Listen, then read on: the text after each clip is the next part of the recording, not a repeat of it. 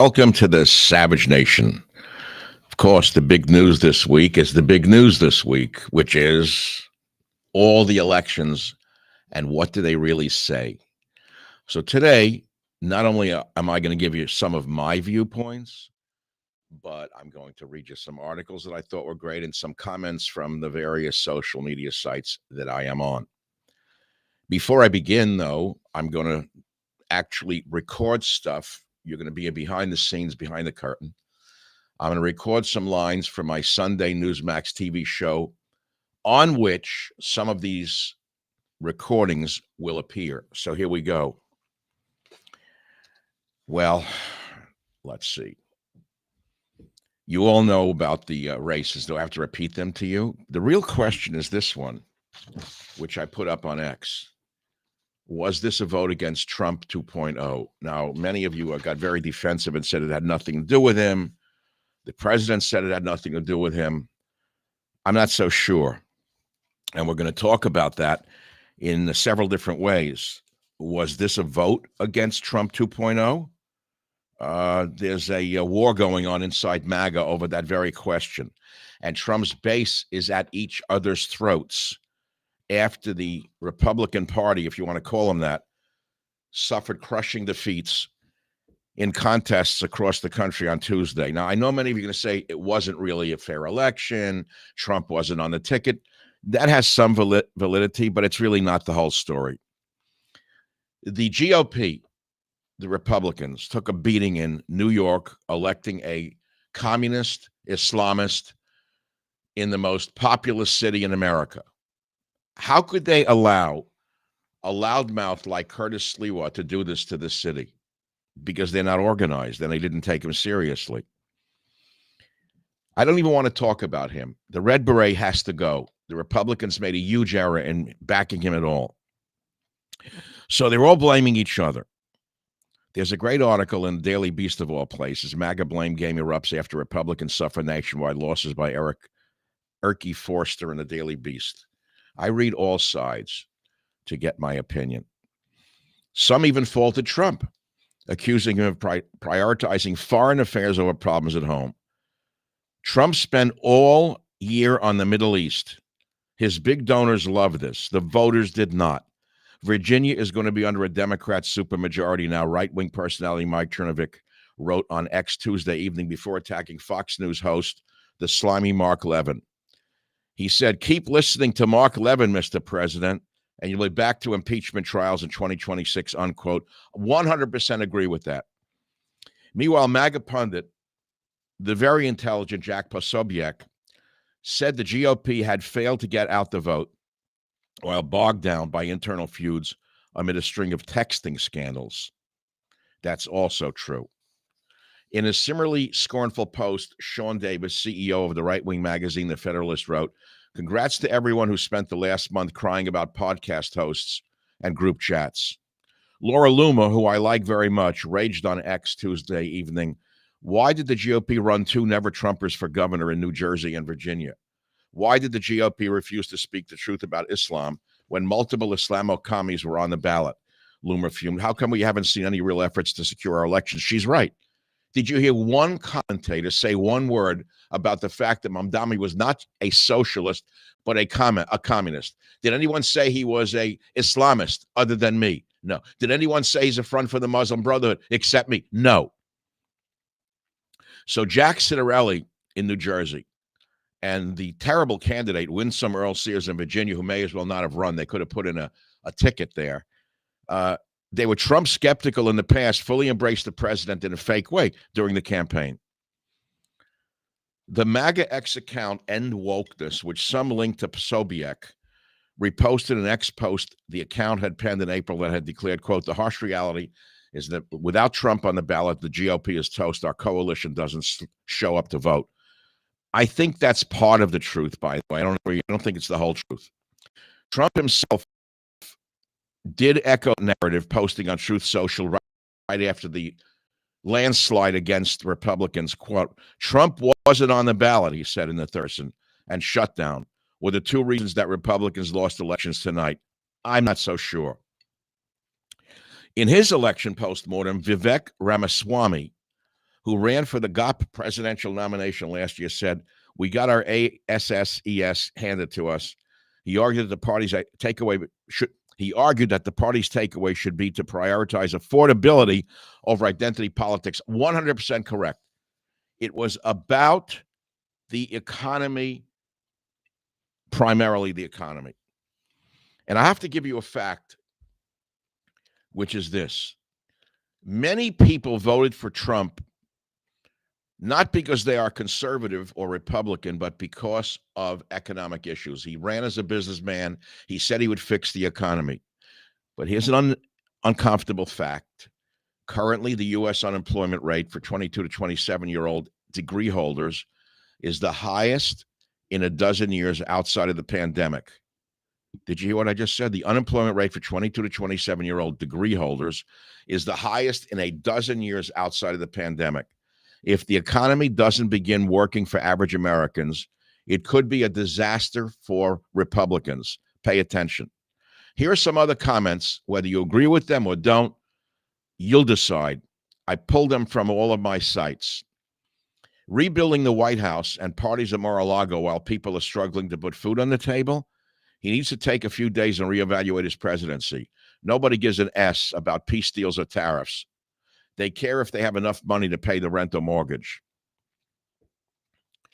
The reactions against Trumpism, someone wrote, are visceral and shows up to vote. The same put Obama into office, a visceral, emotional reaction. Yes, economic factors are too negative. Half of independents say they're worse off, while 20% say they're better off. Here's another scathing comment about the presidency.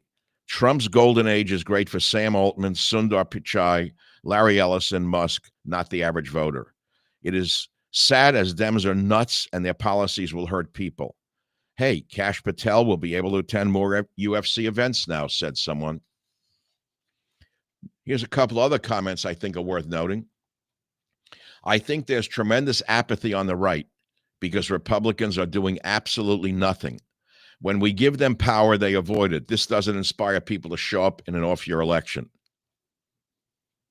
Well, those are some of the comments. There are many, many others. Here's a great one from someone called Insanity Crusher on X. It's really amazing.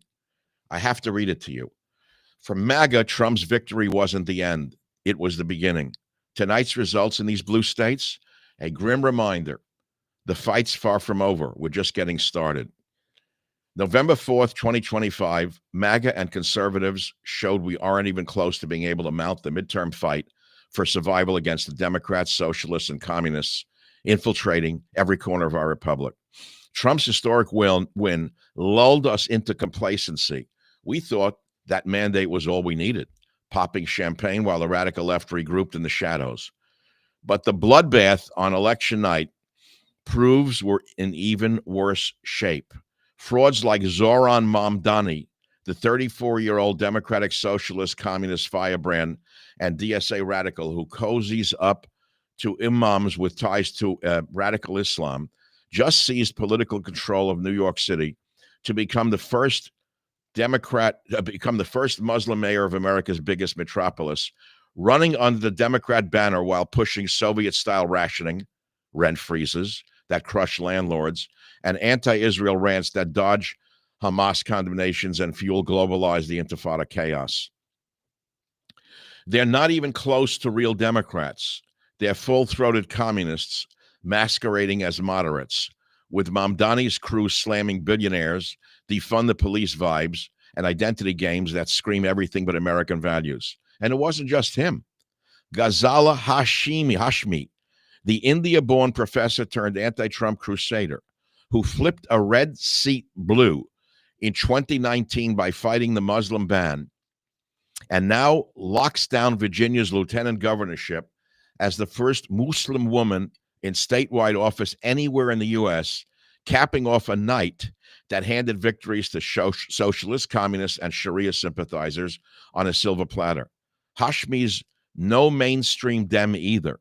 She is the abortion on the demand architect. She is the abortion on demand architect, gun grabber extraordinaire, and Trump basher who called his circle, quote, villainous creatures, all while hiding behind the party label to shove her progressive poison down Virginia's throat. Our turnout cratered. Our message got drowned out by big tech censorship and union slush funds, and our ground game, non-existent in the suburbs, where we should have been crushing it. We're weak patriots, outflanked, underfunded, and asleep at the wheel while the enemy advances. If we don't snap out of this Trump hangover now, 2026 midterms will be a slaughter, handing the swamp back to the globalists on a silver platter.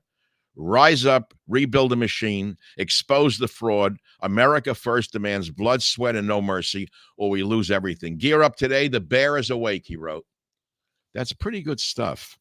So people are agitated because of the apathy, by the way, on the right, where we thought we couldn't lose.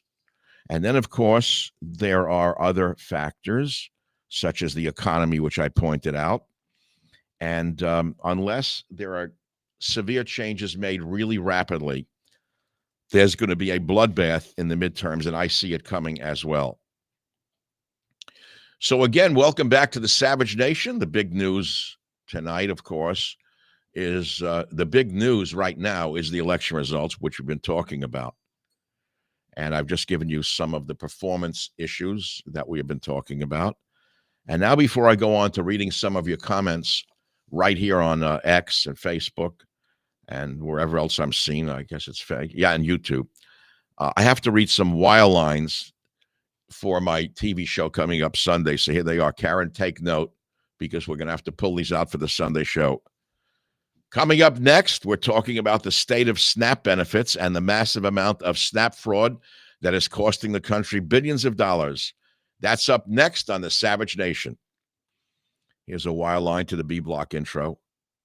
Welcome back to the Savage Nation. SNAP benefits have been in the spotlight this week.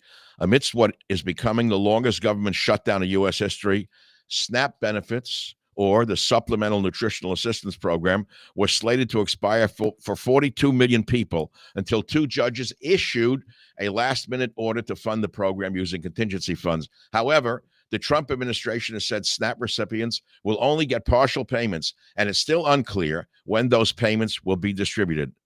Now, I know a thing or two about this subject because I'm a former social worker in the Upper West Side of New York City. B Block Tees. Savage Nation will be right back, so stay tuned. C Block intro. Welcome back to the Savage Nation. Today we're talking about SNAP fraud. C Block end of show, and then I'll go back to your comments. Well, that's it for this episode. Thanks for watching the Savage Nation. Next week, same time, same station, right here on the Savage Nation. Well, those are some of the liners I had to cut for my TV show, which are right here for you to listen to behind the scenes. But the big issue is the bloodbath. And I have to go back to this primary question. Dem sweep, was this a vote against Trump 2.0? You know what last night reminded me of? I have a picture of it in one of my books right after Obama won, where I was sitting dejectedly on a couch with my dog Teddy next to me, who's now in dog heaven. And he was asleep and I was slumped. I said, the night we lost America. This reminds me of the night Obama won, only worse. It reminds me of the night that Obama won on steroids. That's what it reminds me of. Osama bin Mandami won. Do you understand that he was backed by CARE? Do you understand who they are? You don't care. You don't care. It's very funny. You don't see CAIR. The Muslim Brotherhood and illegals swept away Trumpism last night in these 4 elections. Oh, yeah, that's what happened. That's what happened. And I think we have to talk about it. Unless you see reality and you want to keep, sweeping it under the rug, we're going to lose the midterms. Trump will be impeached again by the animals on the left, the Soros money. I still don't understand why Soros has not been indicted. I still don't understand it. It was the best of times. It was the worst of times. It was the age of wisdom. It was the age of foolishness. It was the epoch of belief. It was the epoch of incredulity. It was the season of light. It was the season of darkness. It was the spring of hope. It was the winter of despair. We had everything before us. We had nothing before us. We're all going direct to heaven, and we're all going direct the other way. Of course, that's from The Great Opening to A Tale of Two Cities by Dickens, which says things don't really change. I don't agree with that anymore, because when Dickens wrote that, they were still in England. England's been taken over by the Muslims. America is about to be taken over by the radical Islamists. Wake the hell up. Wake the hell up. So you look at New York City.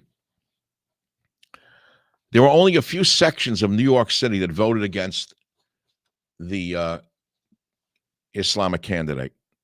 The Irish North Bronx, Woodlawn, where the cops and firefighters all live. Italian Staten Island, and Italian Queens like Howard Beach and Middle Village. And the religious Jewish Crown Heights, Borough Park, Brooklyn, all voted red. That's what happened. The rest of the city was swept up by this imposter. So what Tuesday's elections could mean for Trump and the GOP and Democrats' future is a big question. Very big question. Because remember, in 2024, the Democrats suffered a stinging loss. And if you've been watching conservative channels, you've been seeing the smugness. Oh, the Democrats have no organization. Oh, the Democrats are finished. Oh, the Democrats are stupid. Oh, the Democrats will never win. Oh, really? Tell that to Gavin Newsom. I live in California. Prop 50 was pure fascism. And yet it won by 2/3 of the morons in the state of California. Pure fascism. Gavin Newsom is a very smart politician, whether you hate him or not. It's irrelevant. And I predict you'll be the next president, by the way. I don't care whether you agree with me. I know more than you. He's going to be the next president if this keeps up. So the Democrats won the governor's mansions in Virginia and New Jersey. The voters approved California's fascistic redistricting measure because Gavin Newsom's team made this as a referendum against Trump, not about stealing votes in California. That's how smart they are. So they won very big, 2/3. Unbelievable. Virginia's Democratic nominee, Abigail Spanberger, was a nothing burger, a complete leftist lunatic, and yet she just swept Winsome Earl. Wow. It's unbelievable. Is Trump as popular as you believe? Do you believe Trump's agenda is popular? I have to ask you these questions. I would say that 60% or more of the country is not on board with most of the agenda of the Republicans. And I think that the Republican candidates don't know that. I think that they have to understand that most of America is not on the same team as Trump. They're not. They're going to have to break away from Trumpism a little bit in next year's general election in order to survive at all. That's what I think. Now, you may not agree with me. You're going to say I'm being disloyal. I'm trying to be a truth teller here. I think that there's some national polling that indicates that voters are souring on Trump. Of course, opinions about Democrats weren't much better, and yet they won every election last night. How's that possible? Look at the reality here. They didn't steal the election. Spanberger, a far-left Democratic New Jersey gubernatorial nominee, wins. Rep. Mickey Sherrill, tied up in a military controversy, won. Communist, Islamist, Zoran Mamdi, they all won. Are they the future of the Democratic movement? Be very careful, Republicans, because you're out of touch with reality. What you're going to try and do is say that Zoran Mamdani, is a communist, he's an Islamist, and he's the Democrat Party. And you're trying to make believe that he represents all Democrats. Be very careful what you do. We know he's a communist. We know that. But be very, very careful by saying all Democrats are him. The Democrat Party is going to frame itself as moderate versus progressive. It's not entirely accurate. Spanberger and Sherrill might not identify as Democratic socialists, but they're very liberal in their policies. Very interesting. I think that the elections broke less on ideological lines last night than on uh, less on ideological lines than on voters' perceptions of Democratic candidates' electability and willingness to attack Trump. I know you don't want to hear it. I know that I don't even want to have to say it, but what's the point of doing this? So I'm not going to tell you what I think is going on. A lot of this was a mandate against Trump. You don't want to hear it. You could put your head in the sand. If Trump himself wants to believe that, he's going to be impeached again if they take over and win next time. I think Trump needs to understand what happened last night. He's the smartest man in politics, or he wouldn't be where he is. And he has to understand that his policies are not that popular. And by the way, the Republicans are being blamed for the shutdown. No matter what you may hear on the right-wing channels, the Republicans are being blamed for the shutdown. Why? Oh, he's the president. The Senate is controlled by Republicans. The House is controlled by Republicans, no matter what they said. So the people who went without income and without checks, they're blaming Republicans. That didn't help. So yes, there are illegal voters. Now, why was there no voter ID anywhere? I didn't see any voter ID. I didn't even hear it talked about. Huh. Unbelievable to me. California. What a state this is to live in. Still the most beautiful place on earth in many ways. That's why I stay here. And of course, my roots are here now. I grew up in New York City, but I have lived here for so long that I have to say the roots that I've grown in California are very deep. From the high Sierra to the deserts, I'm not going anywhere. I don't really care what happens here. I'm not leaving the state. Well, I won't say 100% what happens here. I'm not leaving the state. I own property here. I feed the birds here. My ancestors are buried in New York City, but my dogs are buried in California. Let's put it to you that way. That's kind of a funny line. Was this election about Trump? Was it about the economy? Was it about Israel? What was it about? I'll let you decide. I think it was about all of those things, incidentally. Was it about Ukraine? Not one word. Not one word was about Ukraine or Russia. And yet this administration continued the policies of Biden tying themselves to Ukraine. Think about what I just said to you. Not one word in these elections was about Ukraine or Russia. And yet the Trump administration has carefully made itself identical to the Biden administration with regard to backing Ukraine against Russia. I'm not taking a position right here. I'm sick of the topic. Was it about abortion? Not one word. Was it about Israel? Yes, a lot of it was about Israel because Mamdani ran against Israel and he swept New York City, incidentally. I'm sorry to tell you the reality. Oh, yeah. The whole Zionism issue was definitely an issue in New York City, if nowhere else. I was about to do this today, but I haven't done it. I don't know if I'm going to do it. From Zionism to Zoran. That should trigger all the Nazis right now. I just got their attention. I've been using handwritten messages on my social media like this. Do you like Mike's handwritten messages? So far, the results are in. Yes, everyone loves them. But here's one I posted this morning that's very controversial. No, I'm not going to do it. Go on X or Facebook. You'll see what I posted. I don't need to do this right now.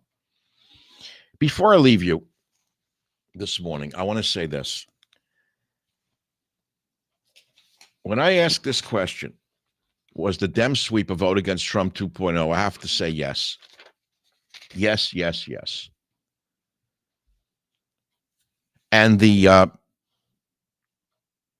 fact of the matter is, you're not going to hear any of it coming from the Republicans. Their heads are in the sand as usual. They don't care anyway. They're rolling in money like pigs in you know what. They never had it so good. They're rolling in money. This, the gobbler left from Kentucky, Mitch McConnell, was the same party. It doesn't mean, same party. The same party of corruption, greed, I'll tell you what it broke down to. When I was a kid in New York, my father was a Democrat. He was an immigrant and poor. And I asked him as a child, I didn't know Democrat from Republican. I said, Dad, what's the difference between the two? And he said to me, as a poor New Yorker, an immigrant who worked very hard, he said, I don't know, Michael. He said, all I know is that the Republicans are for the big guys and the Democrats are for the little guy. That's what he said to me. And that's the perception today. I could summarize it all in that one statement. That is how it came across today.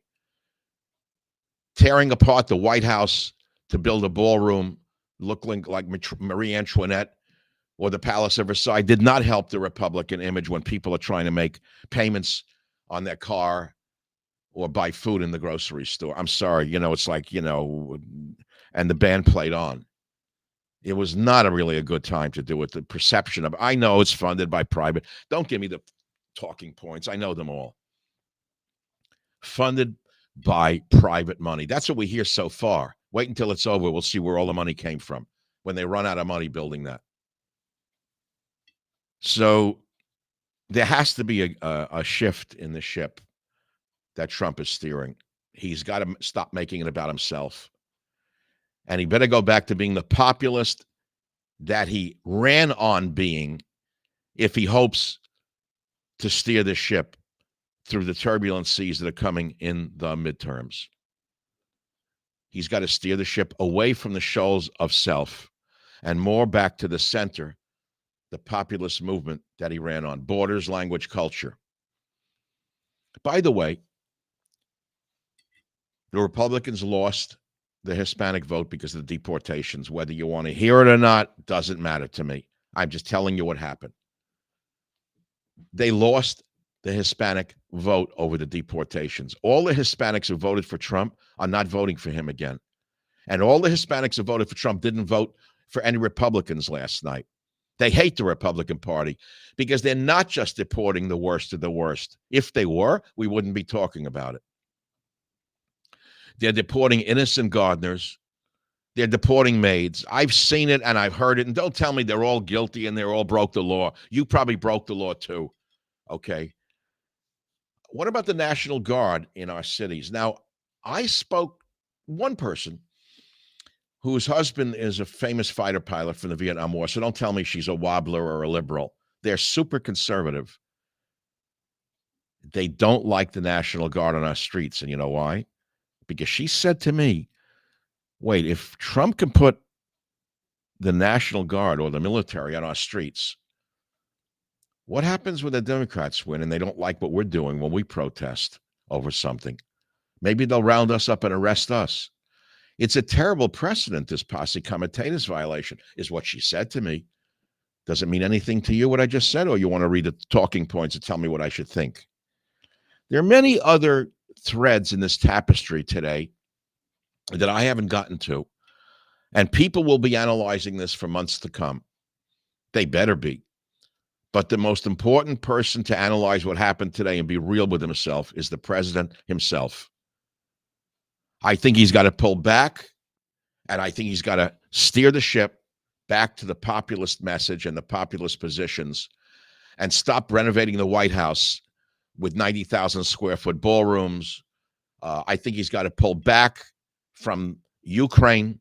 I think he's got to get that war over no matter what he has to do. But most importantly, he better fix this economy really fast. Because if people can't work and if they can't pay their credit card bills and food costs continue to escalate because of tariffs, oh yeah, they didn't turn out to be so great, did they? That's all I have to say. I'm sure you have your own opinions. I'm sure that many of you disagree with what I said in some or all ways. But that's what makes America great, isn't it? I have to close where I began. Dem sweep. Was this a vote against Trump 2.0? It was the night we lost America. It was the night we lost America. It reminded me exactly of what happened the night Obama won on steroids. If you like what you see and you like what you hear, Subscribe, hit the like button, hit the bell. I don't know how all of these things work. I'm too old to know, and I don't care. I just want more people to get the reality, the straight truth. This is a reality kick watching me. Michael Savage is still a reality kick. I hope you've enjoyed the reality of this one man. You make up your own mind. Thanks for listening. And may God protect the president, and may God bless America and save us from the Islamic Muslim Brotherhood that just swept the biggest city in America.